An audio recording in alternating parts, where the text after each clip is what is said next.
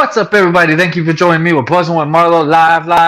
Also, Merry Christmas, ladies and gentlemen. We are on Christmas Eve. Today is the day. Tomorrow is the big day to the big daddy of them all, Christmas. All the crazy madness that has happened all year.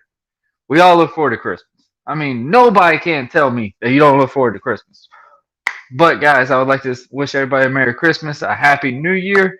Um, Wow, just what an amazing year for this podcast in general. Like, honestly, I would say about that, us upgrading to go to YouTube, us upgrading to get video footage, and what the feedback that we're getting, oh my Lord, it is amazing.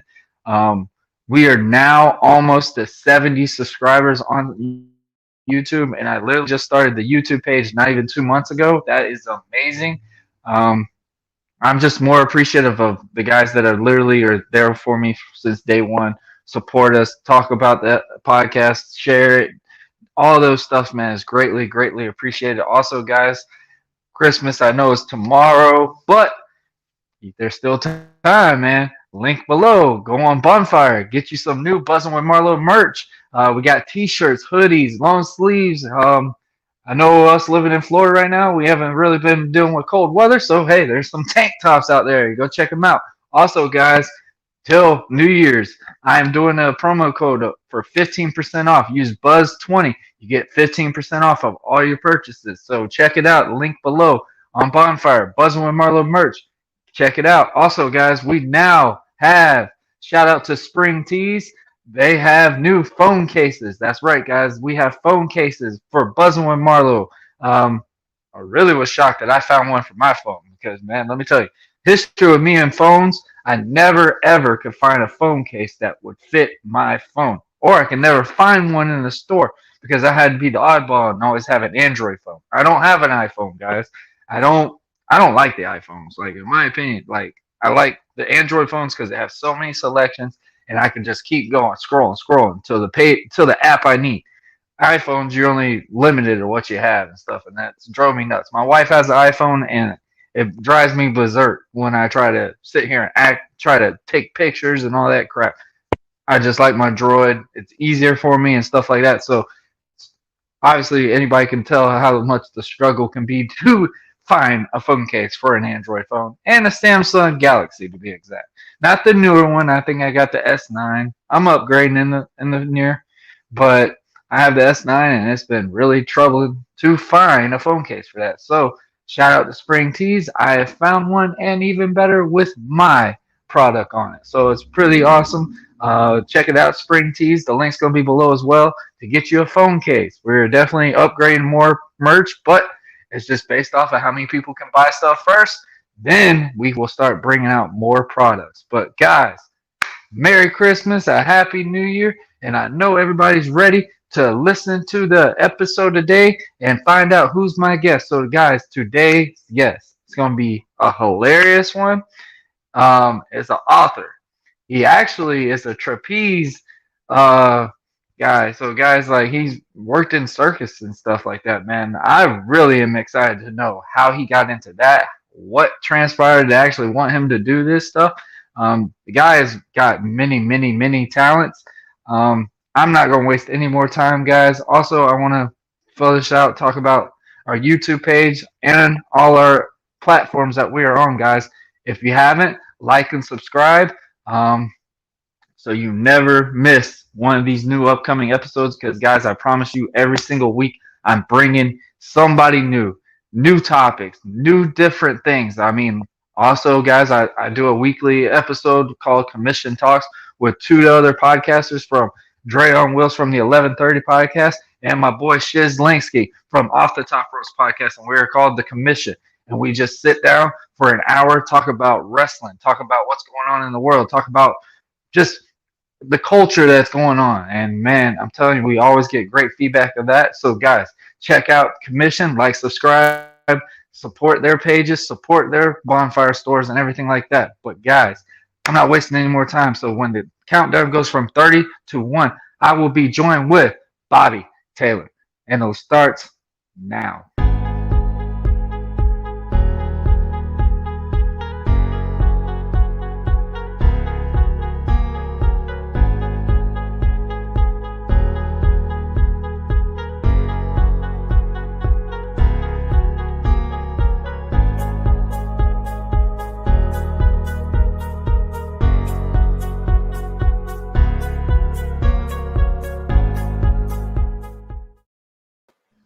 All right, guys. I am joined with Bobby Taylor. How you doing, man? Hi, I'm doing great. Merry Christmas, Happy New Year, Happy Hey, Hanukkah, Happy same to you, whatever, man. Happy everything. I used to say Happy Hey, Christmas, Hanukkah, Kwanzaa, so I cover all my bases. Just like make sure I there's don't so offend many, man. There's so many. anybody. It's I gotta here's the know thing. two main ones. I gotta know of Christmas and I gotta know of New Year's Yeah. because New Year's Day is actually my anniversary, Oh and wow. that's when I got married. So literally, a funny story. I got married. We went all the way to Vegas. Like literally, Ah, we decided we were gonna go pack our stuff, go to Vegas, have a select few of people, and we actually had a nice wedding. It wasn't like an Elvis impersonating like everybody would think, but it was a very nice wedding. It was my first time ever going to Vegas, her first time ever going to Vegas, and you know what? Let's ring in the new year and get married in Vegas. And that, that that's I great. can never be able to forget that, regardless of all the stuff that I've done in my past. I've had memory issues in the past, but luckily I will never be able to forget that one. And she made sure of But that. that's With it being a holiday, there's no way I can forget it. that's the best though, because like when you have dates that are first of all, you'll never forget it. That's the one thing, and you'll never have to sleep Mm-hmm. on the couch. If you forget them, if you forget the anniversary, because that's a you got to watch that one. But so you'll never forget that.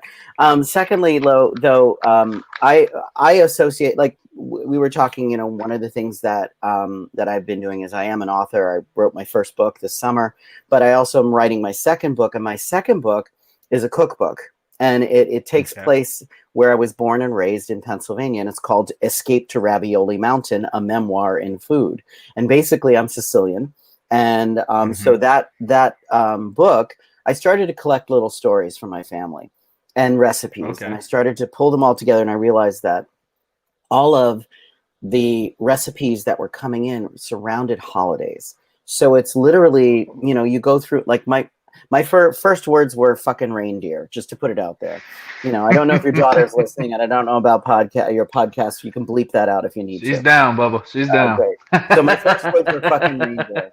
And so my mother told me that story. So that's in the cookbook leading up into the Christmas cookie recipes. It's like so. Uh-huh. So there are all these little tidbits, little short stories about my childhood living with my grandmother in the 70s, and then growing up on this crazy mountain where everyone was Italian and everyone was related. Oh So it wow. kind of brings me back to like the way that our mind associates with holidays is Mm-hmm. family and togetherness, and it's all of the pageantry and the excitement of the lights, and no matter what you celebrate, it's family time. And Yeah. even if your family has been reduced, and we lose people over the years, it doesn't mean we can't stop and remember that Yeah. one great Christmas, Mm-hmm. where my Aunt Elsie had Alzheimer's and was yelling at me to stop my child from running around the table, but I don't have a child. So, so I remember, so it's like, sure, I'll get right on it, Aunt Elsie. Andrew, stop it. So, Wherever um, you are. wherever you are, Andrew, she sees you. Okay. But, so you can still have fond memories. And that's one of the things, like Mm-hmm. my mom and dad are gone. Most of my aunts and uncles are gone from that time period. My grandma, of course, is gone. So you can still have those memories. Like you and I have friends in common, my nephews, Bryce Mm-hmm. and Garrett and Zach, yeah, and Shout their out to sister. them. Yeah, shout out to them, and my nieces Karen and Kathy, and Kathy's daughter Kindle. Hi everybody, it's Uncle Bobby. Yes, and they are my family, and Bryson just had a birthday too, I not so know, long ago. they I've known them since they were infants. I've helped them, in many times I've been seeing them grow up through all these years. So it's like, even though I'm all the way up here in New York, family is still family to me. That's Mm-hmm. my heart. And, Yeah. so whatever you celebrate, whatever it is, this is the time to take that time to not only, have fun with the family you have, but remember those who are no longer with us. And also Exactly. remember the fun stories. We always go back to, that there's that thing where when you have a traumatic or sad memory, that's usually the first one that we go to. And when I was writing Mm-hmm. these books, I'm I'm part stand-up comic, so I do stand-up comedy. So I took a lot of my love for comedy and put it into my books because I feel like there's not enough laughter in this world right now. We're Right. all going through hell. I went through hell through COVID. I had COVID myself. I lost my mom to COVID, but I also lost 26 people, including 6 relatives to COVID. So it is very real. It is very much out there. And, it really is like the Debbie Downer of the holiday season because, God forbid you go through that. And, so I am, It is tough. I I am, remember when I yeah, went through it. It was tough. yeah. And having, being around children and things like that, for the holidays, my heart goes out to all 800,000 families that have lost loved ones through this horrible pandemic. But I was able to take my grief and figure out a way to plug it into my work and to art because New York was shut down. We were completely shut down. So I'm a trapeze artist and I can't, nobody has a trapeze in their living room. And if you do, it's usually not used for trapeze. So yeah, I have a pull-up bar in my living room. Sure you do. I see you. So I wasn't able to work with people in the same way. Now, here's another thing. I'm in my 50s. My performance career is pretty much non-existent when it comes to the aerial world. But I was also dealing with the idea that March of 2020, I was supposed to have hip replacement. And it wasn't until April 20th, 2021 that I actually got hip replacement. And when you're an acrobat for a living, what is that? Put it on hold. You not only put it on hold, but a lot of it's gone for good. So I've had to completely reorganize my life through this. But while I wasn't able to connect with people on the physical level with trapeze, I was able to take my mother's words and I was able to take these stories. And it was my way of dealing with the grief, was finding all of those happy times. And, my mother was a very funny lady. She had a mouth like a truck driver. And so I wrote the book, Shit My Mama Says. And it's basically all of my mother's catchphrases and pithy sayings, as we say in the business. But basically, she had a mouth like a truck driver, and I captured that. And when she moved up here, when she was being passed around from relative to relative till we could figure out what to do, we all knew that she had dementia. We all knew it was coming. So I would document every single one of her sayings when I would visit her. She would come out with some random stuff. So I would share it on my social media with the hashtag Shit My Mama Says, which is why the book is called hashtag Shit My Mama Says. And you can find them on all my social media. But I put them all in one place. And then I wrote a little story about my time with my mom and our time with COVID, because New York was completely decimated as if a bomb went off. We had, every hospital was overflowed. We had makeshift morgues on the sidewalk. From in front of every hospital, in front of every funeral home, there were refrigerator trucks because there were so many people that were dying so quickly. And then I live on a thoroughfare which goes directly towards the hospital. So every 20 minutes for 24 hours a day for 3 months, I would hear sirens. And that was either an ambulance going to get somebody or going to retrieve somebody or going to the funeral home. It was literally 24 hours. And so all of us in New York and all of us who were really stuck in lockdown, we all have PTSD. And and I live in Queens, New York, which is just uptown and to the right from New York City, about 20 minutes by train away from the city. But that's where the outbreak began in New York, because I live next to one of the biggest airports. So the airport, the hospital right by the airport was how, that's how they believed it started to spread. And that's, when you live in a town, if you look at all the cities in the United States that got hit pretty hard, they're all hubs for transfers. So like you've got Dallas, you've got Atlanta, you've got Miami, you've got Chicago, LAX, New York City. You've got 3 airports in this area. So people coming from all different countries where the outbreak had already begun, it got here so quickly and spread so quickly. So all of those cities were hit pretty hard, and mine is no exception. So in a total of 26 people, including 6 relatives, that's a lot of people in an 18-month period. Yeah. So I definitely took the initiative because I did not want to wallow in that grief, because it doesn't go away. And the only way to alleviate it is to laugh. And my mother's message is very simple. And my mother was one of the funniest people I grew up with, but you wouldn't have known it when I was growing up. But she had stand-up comedy in the house all the time. And she was a whiz with electricity. So she would rig speakers out into even in the garden when she was gardening, she would have music playing or stand-up comedy we had on 8-track or on vinyl. And they would be playing all the time on loop. And she would be, whatever she was doing, we were listening to all of that. So, so she basically had this, this affinity to stand-up comedy, and she was a whiz at making people laugh and finding the humor in all situations. Oh man, I agree with you on something like that, because I remember when I would definitely I can actually agree to that one for sure, because when my grandma passed away, all I could think is funny moments with her, but it's still really tragedy for my mom and stuff like that, just knowing it's her mom. Annabelle, come here. So literally, I had nothing but funny things about my grandmother. I would laugh all the time just thinking of something of her. I could never think of anything bad. Even when I was in the funeral, I literally would just smile, laugh, because that's all I remember from her. Because if it weren't for her, I wouldn't have had watched wrestling.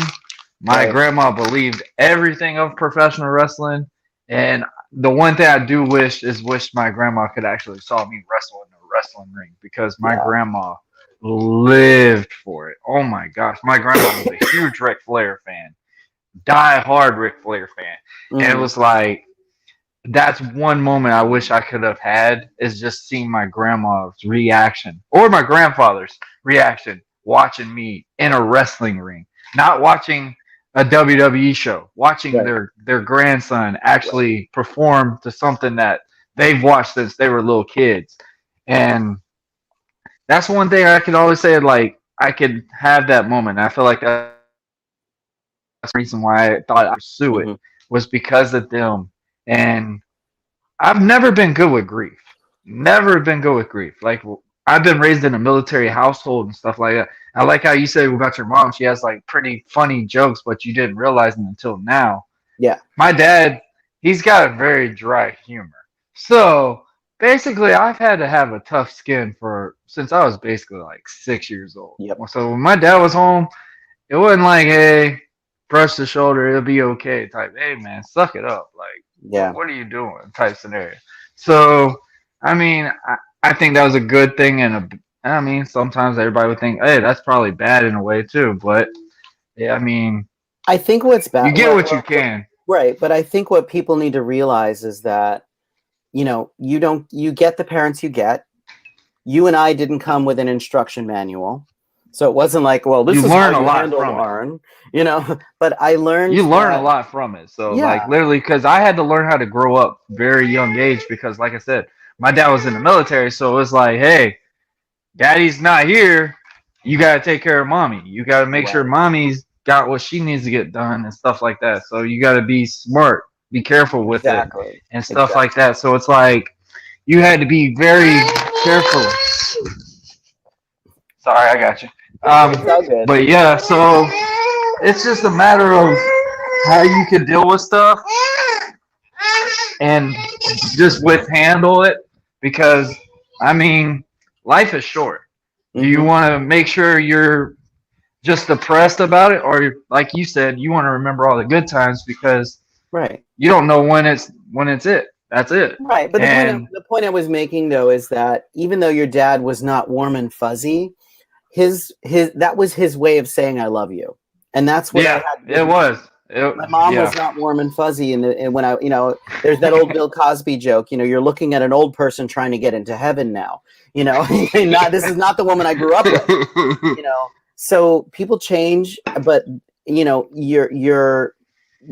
get what you get, and whatever hand you're dealt, it's how you process it and how you understand it that helps you just move forward. And like I said, people saying, why the hell are you joining the circus? Oh my God, what are you, stupid? People don't do that. And like, that's their way of saying I love you. I don't want you to drop 30 feet and break your neck. Exactly. So that whole, it's how they not only how they visualize what they want for you, but they don't verbalize, hey, I love you, kid. The come on, suck it up kind of a thing. Yeah, but Dad, my arm is broken. It's like, can you at least work with me here? But also use your left. Exactly. Use your left. Our parents were taught this. Our parents were taught the same way that their parents were taught. And, yes, there's that cycle of child abuse that everybody talks about. And I'm not diminishing that for anybody. I just know that my family, we weren't warm and fuzzy. My grandmother was the warm and fuzzy one. That's why I gravitated towards her when I was younger. But, as my mother aged and as we got closer later in life, I realized that all she was doing was her best.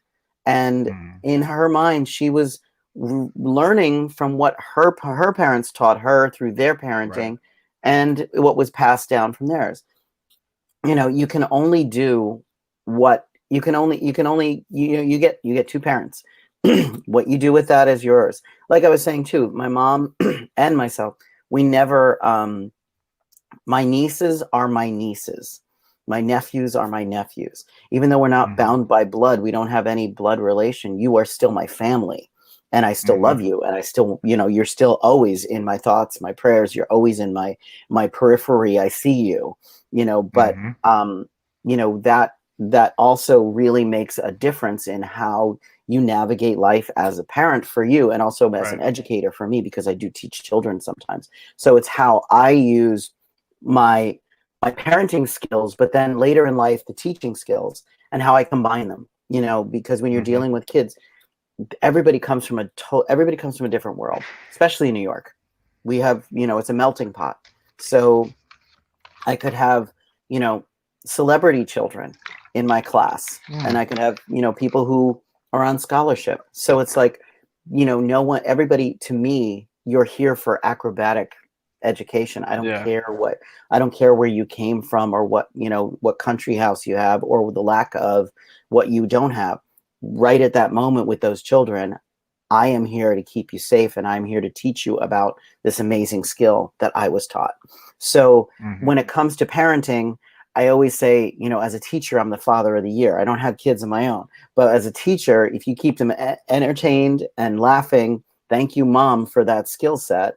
The kids are going to keep coming back, and they're going to learn, and they're going to learn safely how to be acrobats, or at least to find the joy in that skill set, because not everybody that's not everybody's future, but it does affect your self-confidence. I've seen kids really grow up in the acrobatic world, literally come from nothing, but they've found such a love in the discipline of the circus arts that it's actually made them a better person. And so that is where I always say that's my immortality, because I'm passing that on, and I'm passing it on in a funny way, the same way my mother later in life passed on her humor to me. Right. I want to know, how did you get into that? Well, it's a long story, but I'll be brief. So in New York, when you are when you come here to be an actor, be a dancer, whatever your goal is, I had gotten hired to come to New York to be a ballroom dancer. I was trained in ballroom dancing because the local school in my area had no men for the dance classes. So I took a scholarship. I got a complete scholarship to this school, and I learned ballroom dancing. Wow. And then I got this job in New York where I was coming to New York every Friday and Saturday and dancing in a giant restaurant that had an orchestra. And me and my ballroom partner, whatever the dance du jour was we would go and we would do one or two of the numbers, and then we'd get people up to dance with us. You know, we get the old Italian men out of their seat with their wives. They're like, come on, come on, come on, Frank, come on, Shirley, let's get up here, get on the dance floor. And then it became this way of making a few extra bucks and then being able to sort of infiltrate myself into New York. Then I got a scholarship to the American Musical and Dramatic Academy, moved to New York. So I was studying in theater and school and dance and all that kind of stuff. But while you're here, I'm a product of a poor family, very poor family. So I didn't have much other than my scholarship. So you still have to support yourself. So I got a job as a bartender. And one of my customers was writing a new musical, and he was writing a musical about circus. And it was an old Disney film called The Circus Adventures of Toby Tyler. And he was like, you're perfect. You're a redhead. I've heard you sing, you know, you sound perfect. I want you to be in this show. What circus skills do you have? And I'm like, none. I don't even juggle. I still don't like juggling. But so they found the only coach in New York City, which she was a Ukrainian Olympian from a circus family who was teaching trapeze privately in her studio on the Upper West Side.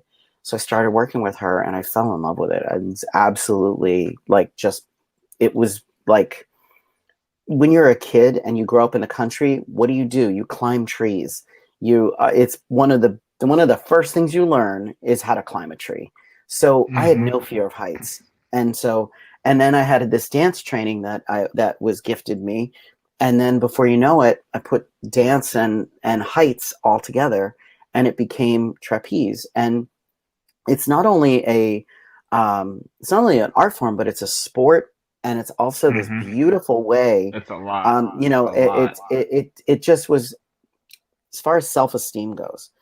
When I first moved to New York, and I was just here to be an actor. I was just going to, you know, audition after audition after audition. I'd be in the room with 90 other people, 90 other men who looked exactly like me, sounded like me, danced like me, and then I would either, you know, end up in the alley with the other rejects or get a call back and maybe get the job. You know, it's very much a business about rejection and timing and who you know.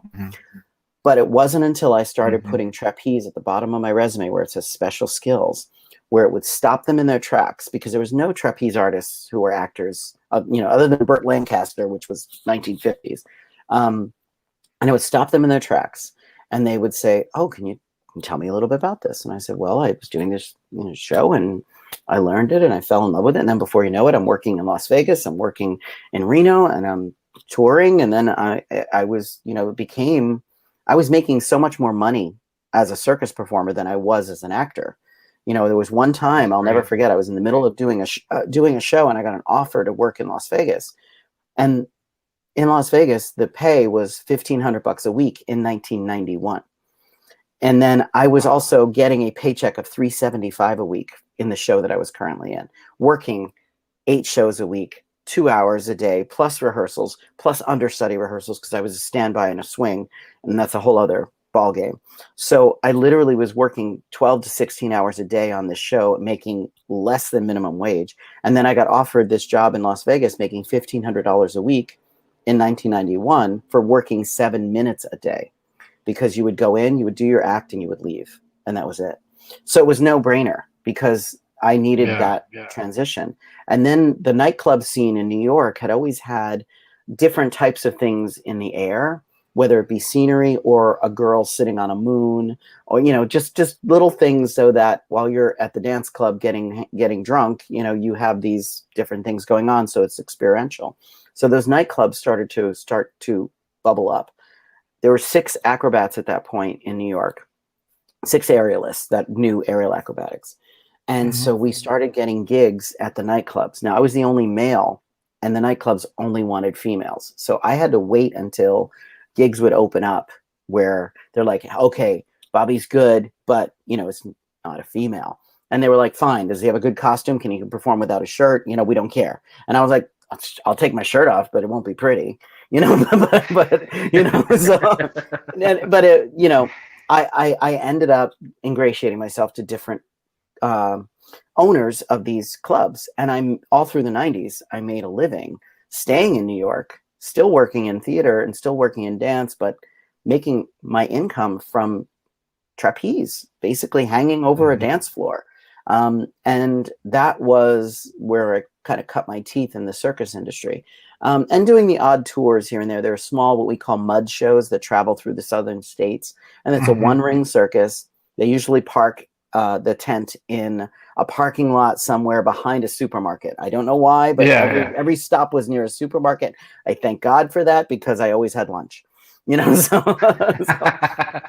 but I know there's some that they park over by the mall over here. Yeah.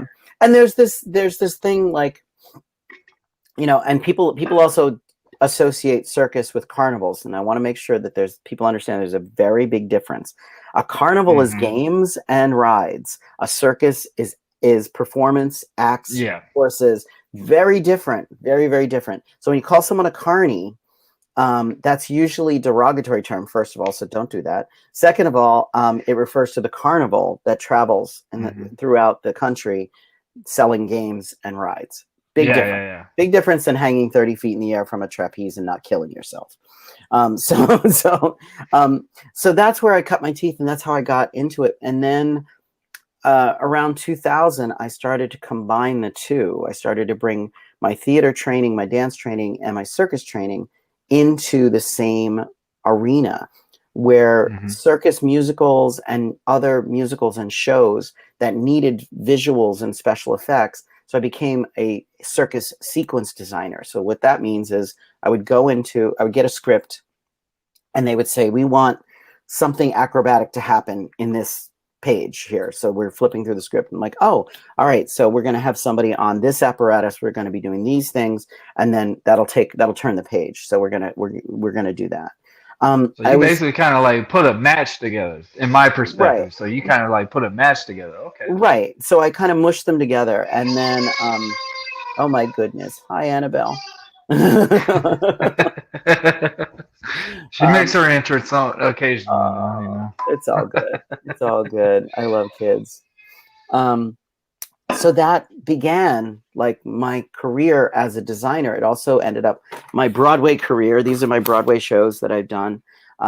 So I worked on Broadway 3 times officially, 4 times unofficially.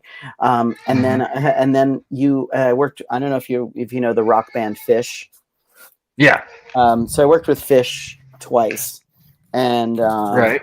So I got to be in their midnight show at Madison Square Garden. And I don't know if you can see this, but this is me over here hanging. Where is it? Where's my finger? Over here. That's me hanging off Madison Square Garden, 2018, and that's all the way down there is the band Fish. So we were hanging. So these are some of the things we did. But it really does bring you to a different. That's got to be a Old Smith thrill ride for sure. Oh my God, that's are you kidding? Like so thrill. this was, that's me right there on the end. We were hanging in these nets over the stage. Madison Square Garden is huge, 25,000 people screaming, and you're hanging over their heads. So you performed there. I always said you've made it. Like literally, That's an amazing thing at Madison Square Garden. So okay. And then also, I actually performed in Madison Square Garden 3 times. 2 times with the band Fish.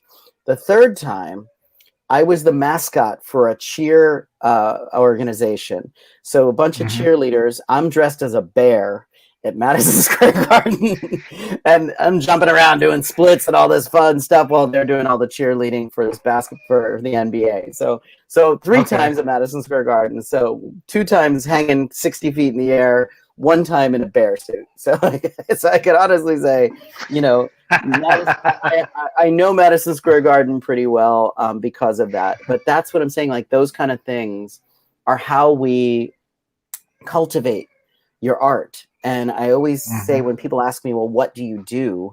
And I said, I'm going to use my own quote, which is, I use the human body as a paintbrush, and midair is my canvas.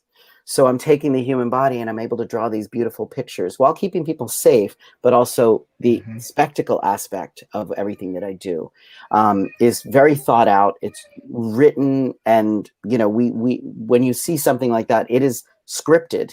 So we know, like, you're starting this way, you're going up, and you can see them on YouTube, by the way. Both of those performances are on YouTube. Fish 2011, New Year's Eve, and then Fish 2018, New Year's Eve. And I'm in both of them. So not really that far, not that far apart. So. No, but now, if the very last live performance I had with Fish was 2018 to 2019. I've already won. I'm Yeah. I mean, it's like, if I never do it again, I'll still have those two amazing memories of walking out. Now, here's another fun story. My very first concert was at Madison Square Garden. The very first concert I ever went really? to, 1979, The Village People. Okay. Wow. 1979, Alicia Bridges and the Village People at Madison Square Garden. And the thing that's powerful about that is, since that concert, I've seen maybe 50 concerts at Madison Square Garden. Since I've lived here alone, I've seen every band from, REO Speedwagon to Madonna to, all these other big artists that came through here in the 80s, 90s, and 2000s. When you're standing on the stage in the same place where you saw your first concert, but not only that, this string of concerts, that was the most powerful thing. And there's a moment in the Fish show where we come out with the nets, and we look like we're wearing flight suits from, like, the movie Aliens. And we're standing there, and then we had these belts on, and the belts had these streamers, and these streamers are really long, 60 feet of a silver streamers. Really? We're floating up really slow. And while I'm doing that, the audience is losing its shit. They are screaming, they are howling, and I'm floating up there, and I got really emotional because I'm like, I'm 50 something years old, and I'm hanging 60 feet in the air at Madison's fucking Square Garden. You know what I mean? Like, if there's any, and there were two of us that were in that age range. My other friend, Fran, we're both around the same age. She's a smidge older than I am, but she's much more in shape than I am. So we were the two oldest in both shows. We did both performances in 2011, 2018. So we were both like, hey, we're the old grandpas up here with this, this huge venue, and we have a lot to be proud of. And like I said, you're able to combine your worlds when you get older and you have these different skill sets. And when you live in New York, part of what people understand is, if you can make it there, you can make it anywhere. That's true, but you have to pay your bills, and sometimes you have to be multi-hyphenated. And somebody actually called me that in a podcast recently. He's like, "You're the multi-hyphenated artist." I'm like, I'm gonna use that. I'm gonna take that one to the bank. But it's true, because, like, I've had to change gears so many times to just make a living.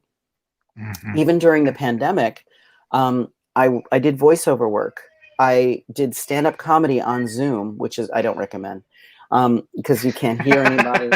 You're making jokes and you see people laughing, but it's like, as a stand-up, the one thing you get is the audience reaction. You can't do that. And then I am also a legal officiant. So I officiated 6 weddings, both on Zoom and in person. And, so I was able to switch on a dime, pivot, and be able to still connect with people, still be able to make some money, not a lot, but I was able to use the art that I had and to apply it to whatever I was doing. Also, while grieving the loss of my mom, and then 5 more relatives, as well as 17, 18 friends. And I lost count at the friends that I lost. And you don't expect that, because, if it was any other year and we weren't in a pandemic, that would be an excessive amount of death. In a regular year, people die of strokes and cancer and heart attacks and things like that. But we were in the middle of a pandemic, so people were dying. Not only those 26 people who died of COVID, I had friends die of a stroke, brain cancer, so the list went on, and it became this cloud, and I had no way out of it except humor. And I, I also, I finally did my first stand-up performance post-pandemic on November 4th, and it was a comedy festival here in the city, and I was so happy to get that. The minute you make your first joke, the audience is with you because they take a breath. If you're laughing, you're breathing. So I knew I had them after my first joke, and then I just felt this like tears almost welling up because of that energy that was coming back to me. And you missed finally, it hasn't been there. I missed like chatting on Zoom, chatting on podcasts and things like that. There's nothing like the energy that comes from an audience. And there's nothing more addictive than laughter, from people laughing at something you said or did. And again, that comes back to my mom, just the picture of her giving the finger to the nurse when the nurse was like, Mary, it's time for your shower. And she's like, so you gotta laugh every day, as hard as things may be. We lived through so much. Even if you were on the periphery of that, we all lived through it. And it's a tough thing to navigate. And now in today's climate, we're just trying to get this over with and just trying to make it through. Go back to normal. Yeah, whatever normal is. That's the other thing. Like that's the problem. We don't even know. We don't know what normal is.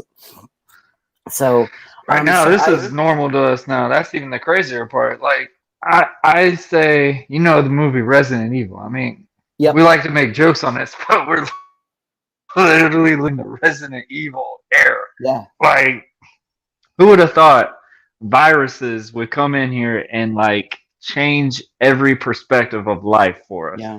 And I mean, it's a scary thing, but like how you said, you have to make a laughter out of it, because what are you going to do? You're going to live every day basically scared. Right. Like, I don't ever watch the news because there's nothing positive that comes on the news. Like, it's literally telling you, hey, don't come out the front door. Well, like, hey, there's this, there's this. We also, like before we knew about COVID, we, when we were in lockdown, they were like, don't go out of your house for more than 30 minutes and, stay away from people, wear a mask outdoors. Well, now we know we didn't need to do that, but it kept a lot of people safe and it kept a lot of people calm. It used to take 2.5 hours to get into the supermarket during the pandemic because they only allowed us 30 minutes and you had to line up and wait your turn. And if you took more than 30 minutes, they would kick you out because how would they know if you were in there for 30 minutes? So they just like time it around. They were walking around and they had somebody at the door checking you in, saying, okay, you have 30 minutes. You have to have everything at the register by this time or you will be asked to leave. And they weren't kidding. And, we literally would have to stand outside. And it was not fun. It was not pleasant. And then on top of that, I had COVID right after my mom. So lockdown started March 13th. Mom died on March 21st of COVID. I got COVID March 22nd. So literally the day after I made my mother's funeral arrangements, I got COVID. I woke up with COVID. So that's how we kind of pieced it all together that we had it. She was in a nursing home and all the nursing homes got hit really hard. And so, however, it made its way to me. I have what's called long haulers, and now I'm fine. Now I'm actually really good. But during that time period, I was sick for about 6 weeks. I couldn't walk up and down the flight of stairs. I couldn't walk 10 blocks to the supermarket. I could only go to the supermarket that was 3 blocks away. And by then I would be winded and need to sit down for 10, 15 minutes. And then it slowly got better. My lungs got better. But you're immediately compartmentalizing your grief because you just lost one of the most important people that you have in your life, your mother. And then the very next day, you're fighting for your life with the same disease that she died from. Right. And the same disease that was killing people at that time. So we didn't know, we really didn't know what was going on. So I try to stay away from the news, the internet, because but I do say this: follow the science, listen to the science. Don't listen to anything that's being politicized, because on either side, I'm not going to It's say just a political BS thing. no. It's crazy. And I'm like, we don't need that. We don't need it from either side, but also more than anything, just follow science. Look at the science that's behind everything, and just be aware that this is a very real disease that is killing thousands of people a week. Worldwide, millions of people have already died. And oh, here's another, not a fun fact, but my great grandmother died from the Spanish flu in 1918. 1919 she died. And my mother died of COVID. So it's like, and it was almost 100 years exactly to when both pandemics happened. So we do have these pandemics that will be back in 100 years. I hope I'm not here for the next one, but that just doing that little bit of family research and finding out that this young woman who was only 20 years old, my grandmother's mother, she died of the first flu pandemic ever to hit the world, in recorded history time. So it was 100 years almost exactly to when my mother got sick. So it's just makes you think. And so that, where that's concerned, it's like, this will happen again. It's just part of our, it's part of our, the revolution, basically. Right.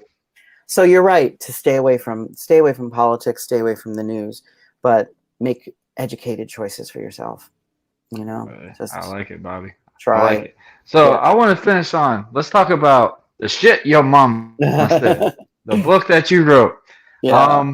What was one of the most favorite chapters that you had in that? It's funny that you say that. It was really hard. It goes back to when we were chatting about my friend Jamie. So my friend Jamie, there's a couple things. So my friend Jamie she's responsible for a lot of things in my life. One, for being an officiant, because she asked me to officiate her wedding. I had to share the officiating duties with their friend Tanya, dress up as Sonny and Cher. I was Sonny. And sing I Got You Babe live to open their ceremony.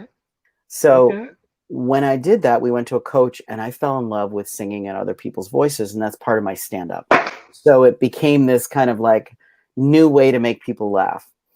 But she was also one of my students. I trained her and her husband. They did their first dance on the dance floor in the air. Wow. So that was like, you can't get any better than that.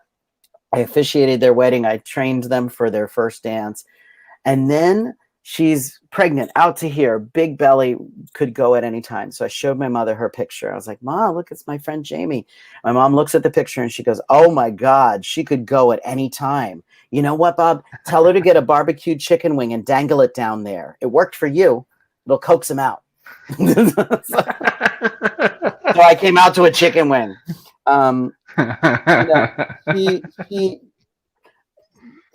This was one of my favorites because it was so off the cuff. And she called me and she was complaining about the nursing home. Jesus fucking Christ, Bobby. 90% of the people in here are old. Let me see. Y'all must have told her she was going to the Ritz or something. Yeah. There's another one that's really funny. But anyway, they're all little like interactions with mom, like, Bobby, you work too much. That's life, mama. Tell your boss you work too much and they don't want me to come down there. Like she's gonna Christmas dinner, sitting with one of the patients that my mother does not like. You're a castrating bitch. Merry Christmas. And then I think she said pass the butter or something like that, but it just took me up. We're in the nursing home having Christmas dinner with all the other patients, and she was sitting next to someone she did not like, obviously. She also, this is one of the funniest things. She would hide cutlery in her underwear drawer. And I would have to go, they would do their laundry, but I would go and organize everything. And I literally was folding her underwear, and I pulled up a pair of her underwear, and forks, knives, spoons all fell on the floor, like literally a handful. And she's like, and she said, you know, never know, you know, I'm building a stash. You never know when you're going to need this shit. So, she just had this way of, you know, just a way with words. And so I didn't know I was writing it for the past 6 years, since, well, maybe 7 years. I didn't know I was writing it because I was just sharing online this trauma. Is this normal? Yeah, you know, like, is this normal? This was my new normal. But no, it was basically the idea that mom had so much of her was based in humor, and it was her coping mechanism. Even when we were kids and we were in church and we were having a moment in church where we were getting fidgety or we were just, you know, sad, something was going on, she would poke us in the ribs trying to get us to giggle. I'm like, stop it. You know, she would try to break the tension. And I do that. Like, if I'm in a business meeting or something and it's really tense, I drop a joke right away. Or if I'm nervous and I see people that I've never met before or something like that, or, you know, like, immediately something will happen where I'm just, you know, nervous, and I'll just crack a joke, or, you know, and that immediately changes the energy in the room. People start to laugh, they start to breathe, and then you start to relax, and then you realize, okay, this is why mom did this. And so I took her coping mechanism and I made it mine. Little did I know, after all these years of being, you know, doing theater and musicals and circus and stand-up, and now really embracing stand-up because I can't fly anymore. It's given me a whole other, you know, outlook on life. It gives me a chance to make people laugh, and also to tell them little stories that can be comforting. And that's one of the things that I found that this book has really done for people. People are going through dementia with family members in nursing homes. Everybody has a TikTok page now. But I also feel like there are people out there who need support and need comfort. So reading about a little old lady sticking her finger, you know, up to the nurse, and, you know, just these, you know, like she just had a way with making people feel comfortable. And it's not a big read. It's under $10. It's great for the holidays. Speaking of Christmas, you know, so if anybody wants it, knows somebody who needs it, then it's on Amazon. You can find me on all of my. The link will be below the episode as well. You. We'll have the link below the episode for them too. Oh, great! And I'll give you my Instagram as well. It's EscapeToRavioliMountain is my Instagram. You can follow me for recipes. You can follow me for stories about mom. And there's also Bobby Hedgeland Taylor on Instagram as well. That's my theatrical page. And that's one thing I do suggest to people out there. Separate if you have multi-hyphenated projects. Separate them so that your audience is getting their targeted information and you're not sending it to everybody. Because then it defeats the purpose, and then they see your post 5 times and I'm like, but you follow all 4 of my Instagram pages. Why are you complaining? Just follow the one. You follow the one that's your favorite. You'll just see it once.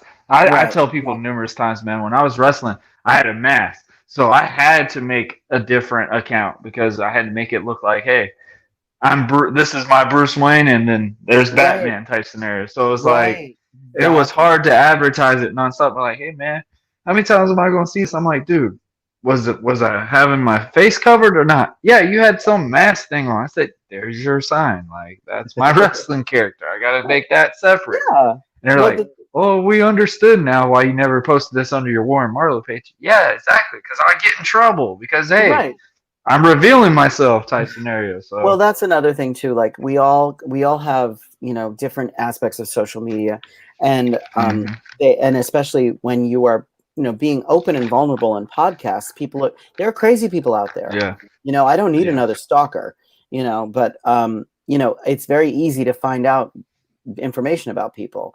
So I Mm-hmm. always, like to remind people, yes, protect yourself too, because there are nut jobs out there, and there are a lot of people who want your private information so they can steal it, and they can steal things from you. And It's I'm not a millionaire. I don't think I'll ever be a millionaire. My book is popular. It's been selling, which is great, but it's Amazon self-publishing. It's a 90-page book, and I'm not making anything but a couple of bucks a month off this book. But the thing that comes back to me all the time is the emails and the messages that I get from people who have brought the book to a bar and all started getting drunk, and each person at the bar started reading a quote, and then they would laugh. And then my mother always complained about chocolate and how chocolate gives her the shits. So every time they made a bar game that every time you read a quote that has the word shits in it, you had to do a shot.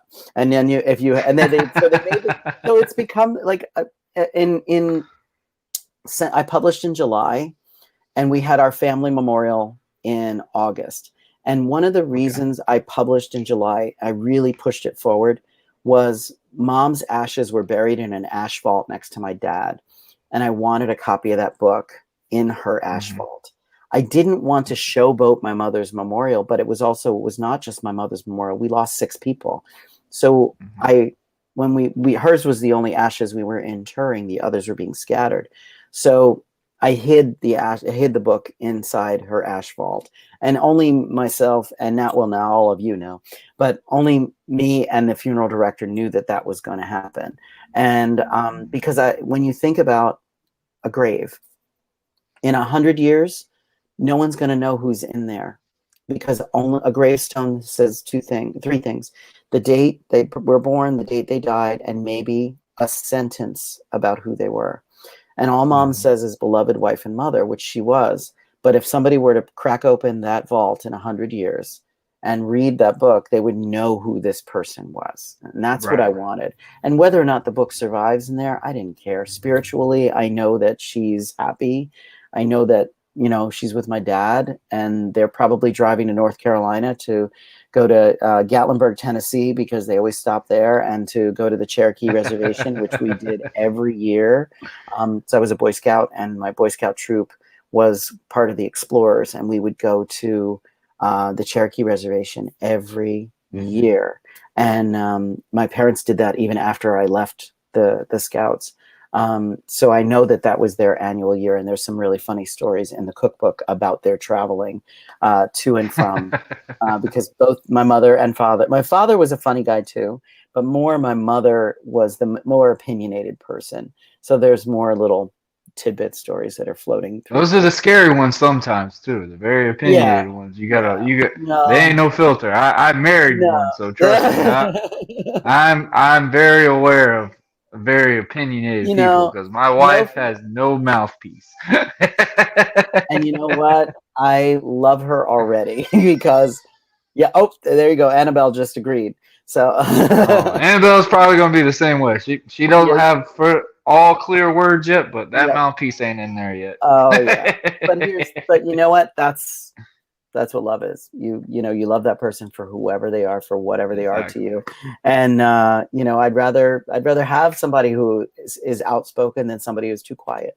I like to talk. I agree like loud people. I'm a loud person.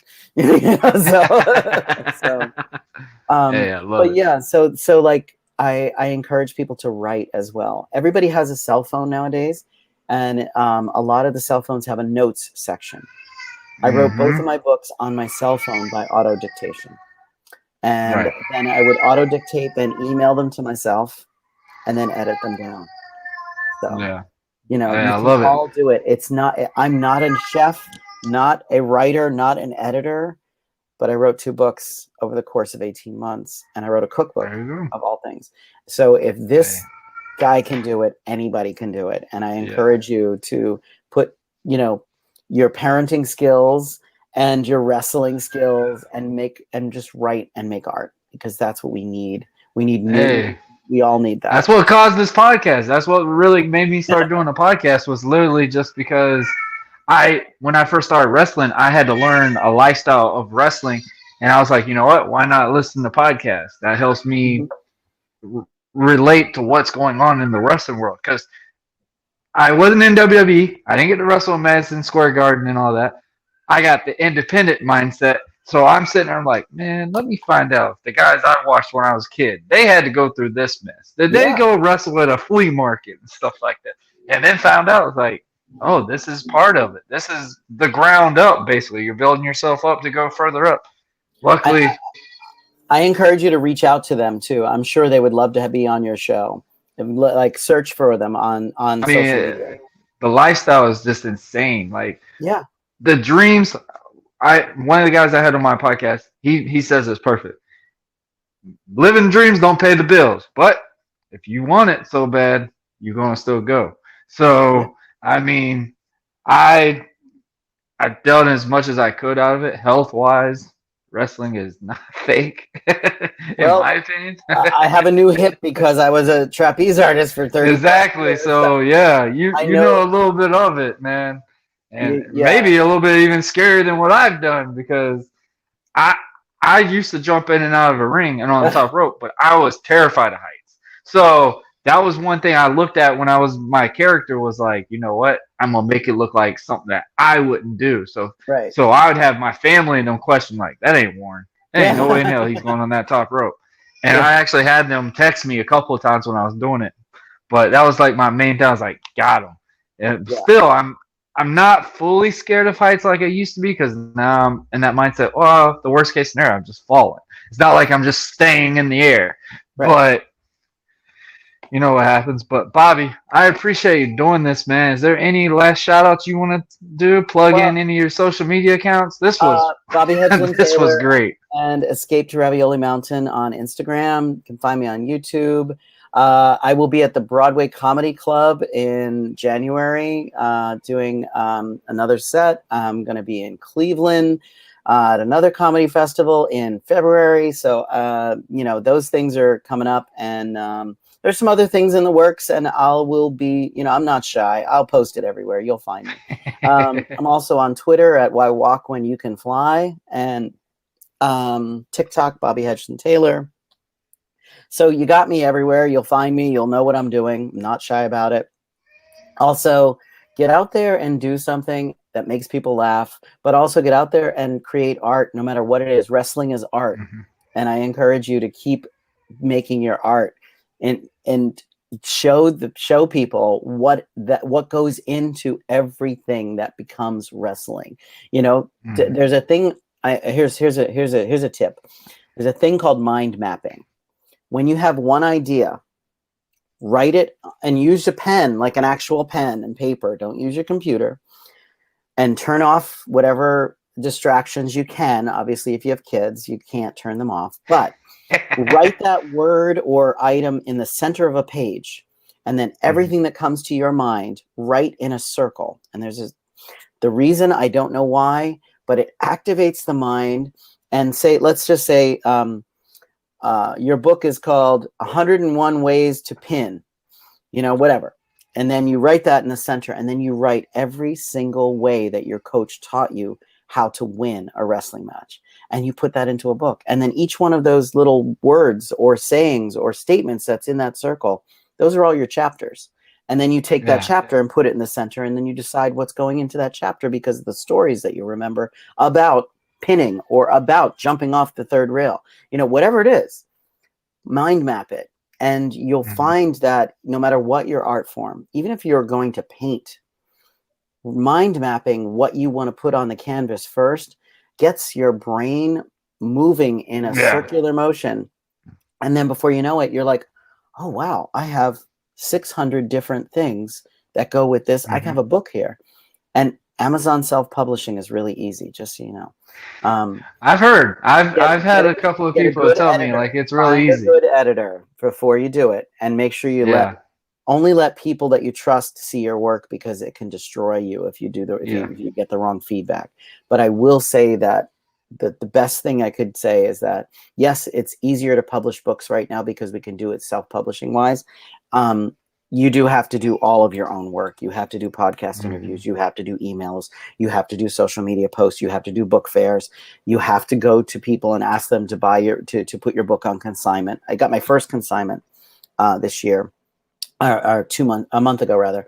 It's a place in Indiana, and I just completely blind emailed them. I said, "Hey, I have this book. I'll send you 10 copies, and we'll split whatever you sell it for."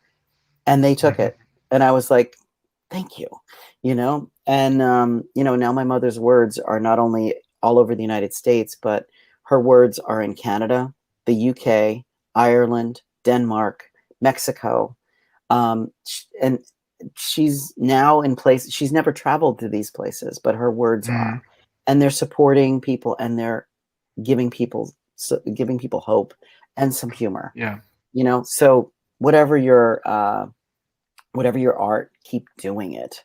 And whenever you get the second to do it, keep doing it. And, share your podcast wherever you can, because you never know who's It's been a going to. hassle sometimes, but I love how you sit here and tell everybody like, "Hey, I'll do this," and if you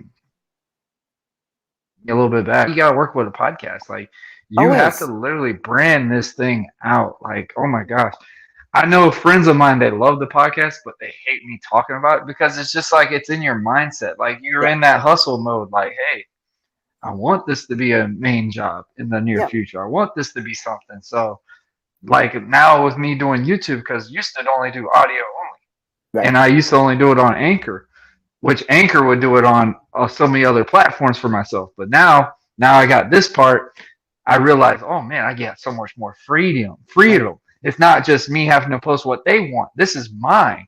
Everything. So it's definitely been a great experience. Really Another cool thing thing. too, search for hashtags that deal with that. Yes, I've had to learn that one. That I Search didn't for realize how strong that was. and find Those the are ones that really there. perform well. Yeah. Like this wrestling podcast. Let's see. Look it up on Instagram. Hmm. How is it? Is it 1 million followers? Great. Then you always put wrestling podcast, or Hmm. I always follow up with. I use the hashtag dementia and dementia care, caregivers, Hmm. caregiving nursing homes. Using all of those hashtags, connect you with people who follow those hashtags, who would Hmm. be interested in what you have to say, and then share. And then always your guest. Now I will share this on all my platforms when it's out. And Hmm. of course, having it on Christmas could not be better. It's just like that. Christmas Eve for me, holidays are just like the bomb. I love It's just holidays, a and special so thing. Like how you said, absolutely you get to spend it with family. Like, right. I don't get a lot of family reunions, but I make sure I make time for every family member on Christmas Yeah, or Thanksgiving, stuff like that. Those yeah, are, hey, that's what I'll be doing. I'll be hanging with family that day. exactly, Nobody exactly. messes And with then your me. That's podcast my is day. also out there, giving people Yeah. different information. And you know what? Not everybody's gonna like me. Not everybody's gonna like what I had to say. You know what? But I don't give a shit. I'm just talking about, like I have a great book. I have 2 great books. The next book will be out. I was supposed to have it out by Thanksgiving, but editing is, like I said, Oh find a my good gosh. editor. It's it's Uh, it's not the easiest skill set. However, um, I it, it's it if I just say, if you're not interested, just don't just click, just go to another page. Go away. Just Yeah. go away. I tell people all the time, the best thing about a podcast is, and I've told people when they were on my guest or whatever, the worst case scenario, you still get what you want to say. There's no Yeah, mute button for you. Now, the person that hit play, they might not like what you say and they might hit pause, but guess what? All we care about is that play. Like, in reality, all we care about is that play. There is people that don't like it, but there's also people that will love that you are saying what you're saying because you're being real. This is yeah, not you being in robot mode or anything like that. This is you being who you are, who you believe, what your opinion is. And that's one thing I've always told people is it's your opinion. Nobody can judge you from your opinion. It's yours. The yep, worst case scenario, they hit pause and skip. But guess what? We still yeah. got that play. So I'm not going to, there's no statistic that says, hey, man, he skipped your podcast after this such and such Right. minute. No. But you want you want to engage people, and that's the thing. Like I Yeah. always say, if there's somebody out there who, is searching for what you have to say, they're going to stop and they're going to listen, you know, and I share it on all my platforms, and I do get hits because people are, you know, there are a lot of people who already know my story. And then, but when I put it out there and say, hey, if you want, you know, this is, you don't have to, if you want to check it out, check it out. And they do. And the thing is, they know that it's not the same story over and over again. They know that my brain works differently, that every podcast is going to be different. Every interview is going to be different because the host is different and you're going to interact with people. I don't pre-plan anything. No, but I love the fact, like I also love the fact that like you know my nephews. So, you know, and I love them dearly. Please, if you see them, you know, give them a high five from Uncle Bobby because I miss them. And I will be visiting Florida as soon as this insanity lightens up. You know, I just have to see my family, and they are, you know, I've watched them grow up, and you know, I'm watching them from afar have their own families and lives and babies. Yeah, and Zach's got a little baby now and stuff. So yeah, that's really cool. Oh yeah, he's got 2. That's right. Yeah, you know, that's how long it's been since I've seen Zach. I recently saw Bryce. I've seen Bryce in bits and bits sometimes when I go to the gym and stuff that he's at or something like that, or we go to a Jaguars game occasionally just because we went to see Derrick Henry play. But okay, small world. Small world. It is. Well, you know, and on that note, I do have to head out, and but this was really great. Thank you so much for having me. I'm really looking forward to seeing this on Christmas Eve. So. Oh, absolutely, man. All right, guys. I hope everybody enjoyed this. Bobby, I appreciate you doing this. I want to wish everyone a happy and Merry Christmas, and obviously a Happy New Year. This will be out on Christmas Eve, and we're out.